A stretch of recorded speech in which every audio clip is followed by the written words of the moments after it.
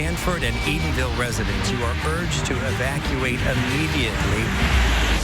It's scary. This is serious. Is 9 feet of water possible? We were told to leave. The way it was coming up, it just wasn't stopping. It was like, whoa. This is the craziest we've ever seen. Just insane. Unimaginable. We're going to get through this. We're going to come back from this. There's hope coming. This is our community. You have to help people in need. We are good people. We'll rebuild.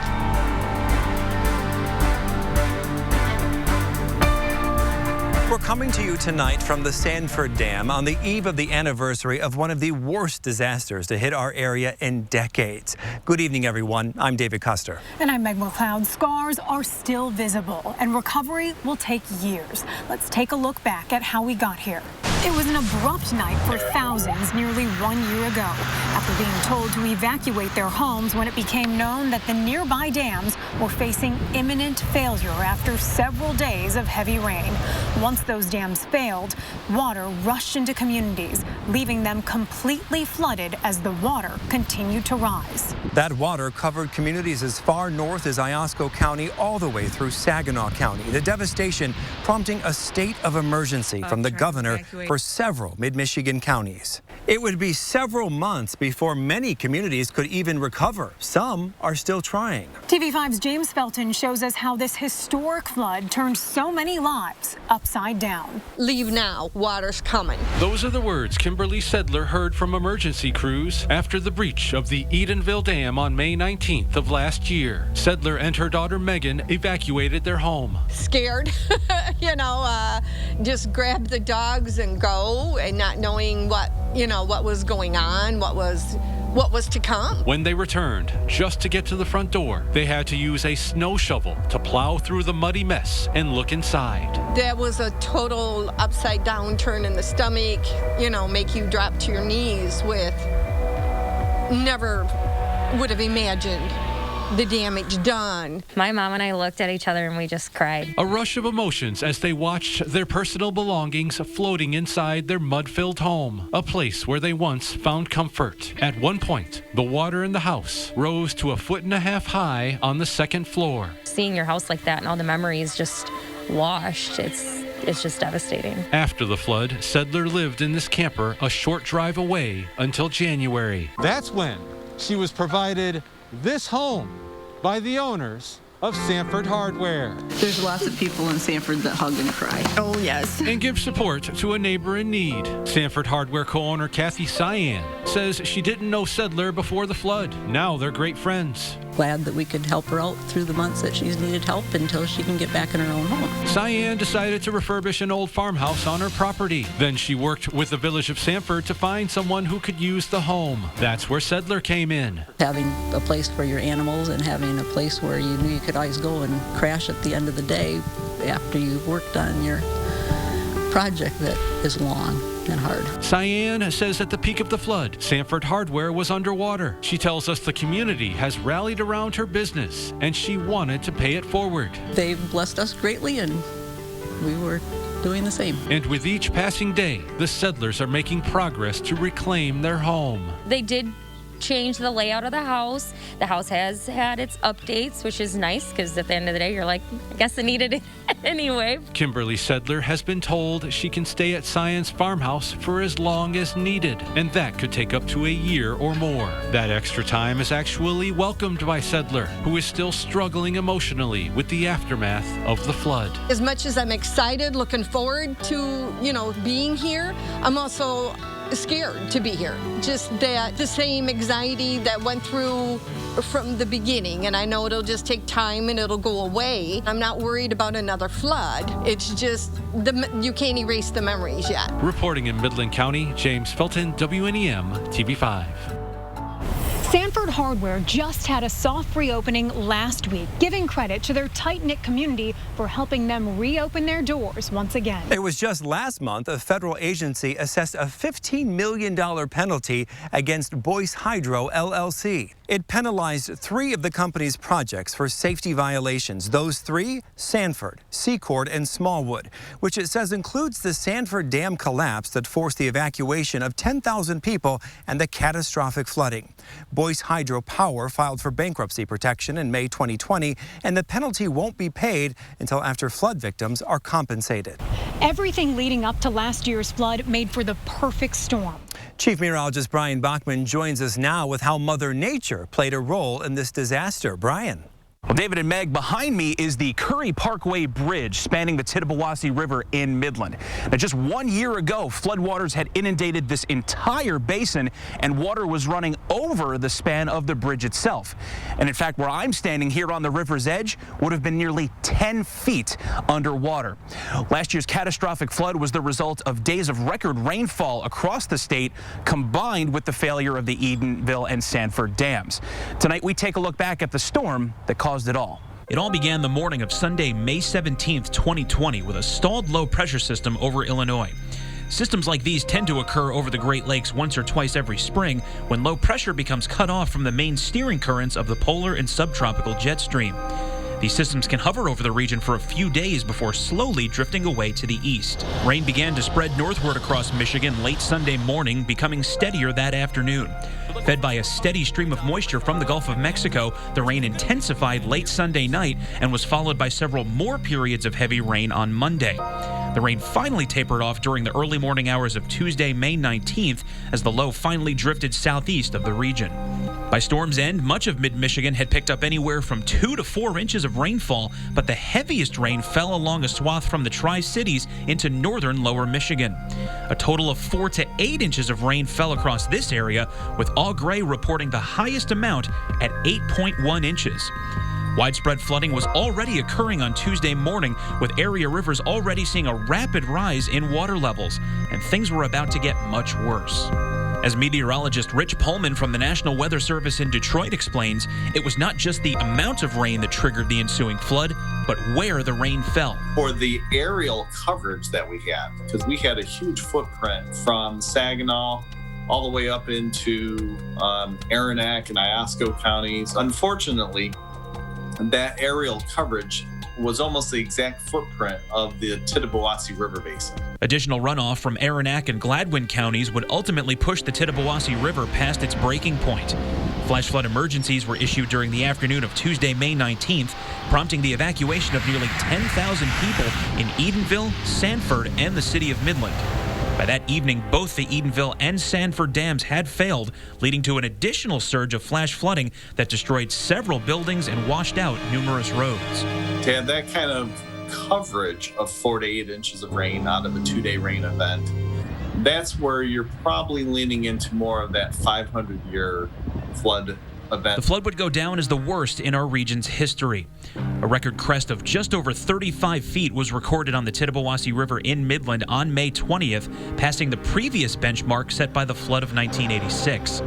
May 2020's event came just 3 years after another near-record flood in 2017, which was also brought on by an extreme rainfall event. So are we likely to see more rain like this in the years ahead?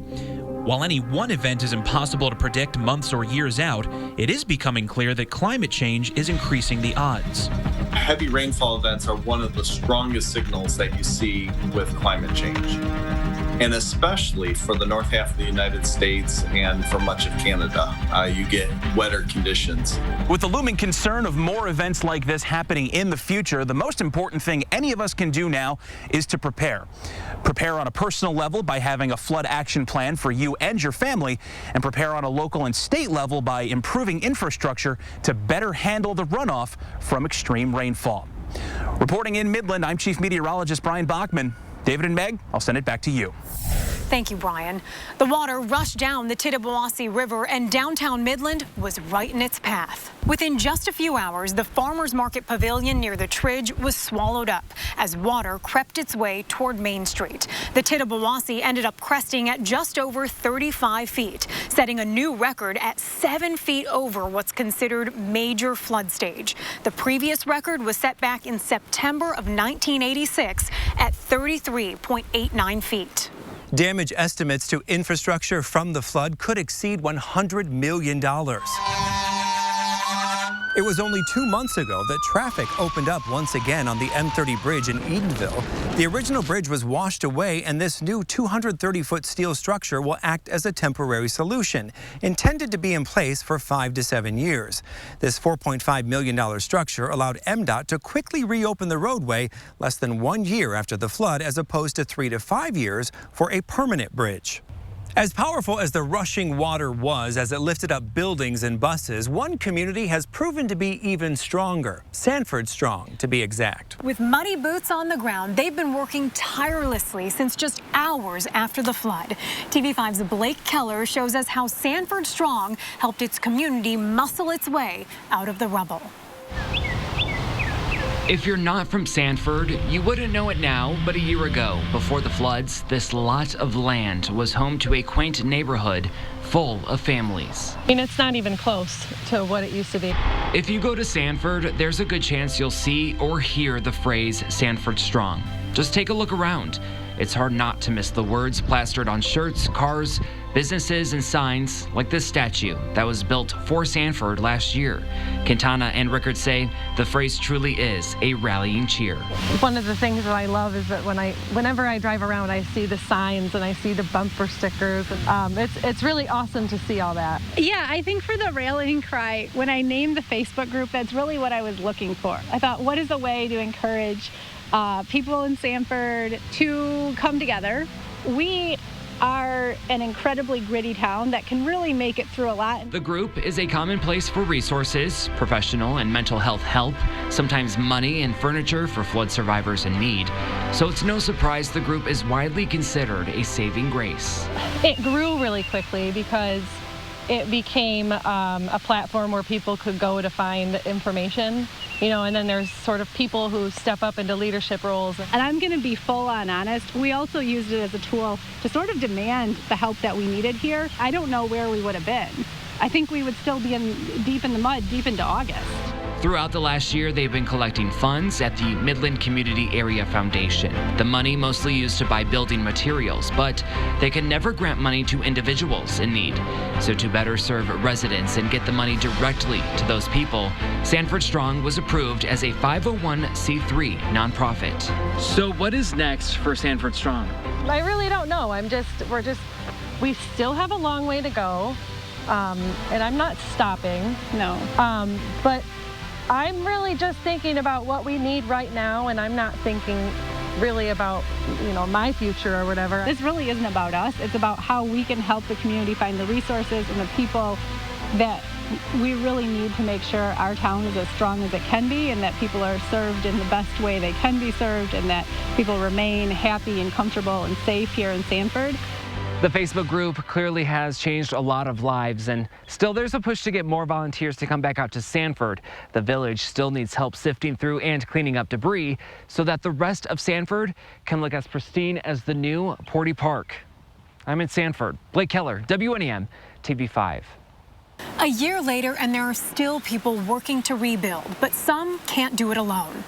The United Way of Midland County continues to organize volunteer efforts. If you'd like to help with projects like painting or moving furniture, you'll find a link to current opportunities in the Hot Links section on WNEM.com. People lost everything that was sacred to them in the flood. And that included the ashes of a loved one for a Sanford woman. But there's a happy ending. We'll show you the incredible moment they're found, caught on camera. Plus, what happens next? When will the dams be fixed and the water return? We're taking your questions to the people in charge of making those decisions.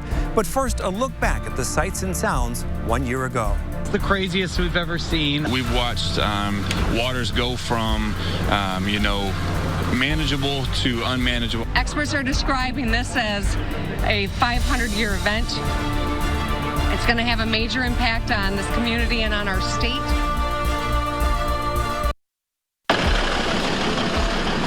Well, it's been in my family for 55 years. There's the big cat. The flood washed away decades of memories. After 55 years, one woman had to say goodbye to her family's signature red home.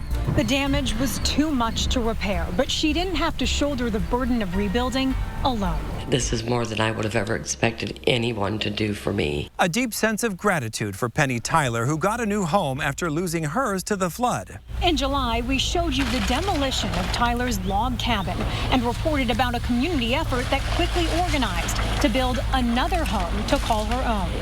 Been watching this house go up, and all I could think is it's going to be just so cozy. I just can't wait to go in there and just be able to sit down and relax for a minute. This was the culmination of those efforts when she got to step inside for the first time.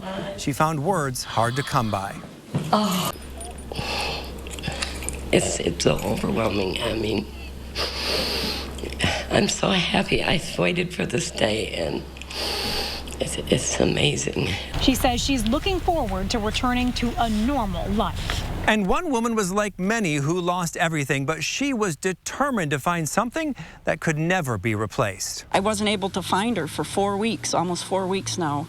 And I've gone out to my house 8 times. Kathy Parsh spent almost 4 weeks searching for her mother's ashes that were swept away in the floodwaters. Parsh and her close friend would take their kayaks out to the spot where her home once stood and dig through the rubble. If I can find the floor, I know that I can find her. She's in this corner. I just could feel it.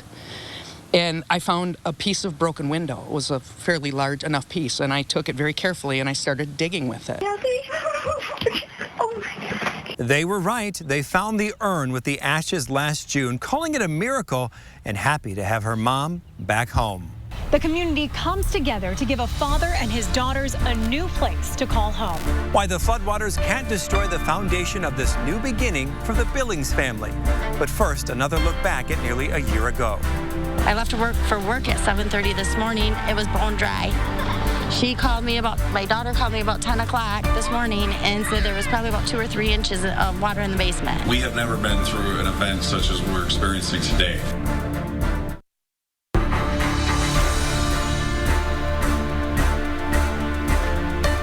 This is really a great moment to see Chris back in his home. Just shows how fast we can move as a full community. A tough year leading to a bright new beginning for a local man and his 3 daughters. They have a new home built on the foundation of the support from their community. Here's TV5's Kendall Keys. It's really nice to call it home. Chris Billings is finally able to call somewhere home, nearly a year after his life changed drastically. Chris's house was more or less destroyed by the water, and we ended up having it demoed. The Edenville Dam failure in Sanford left him and his 3 daughters living first out of a camper and then a hotel.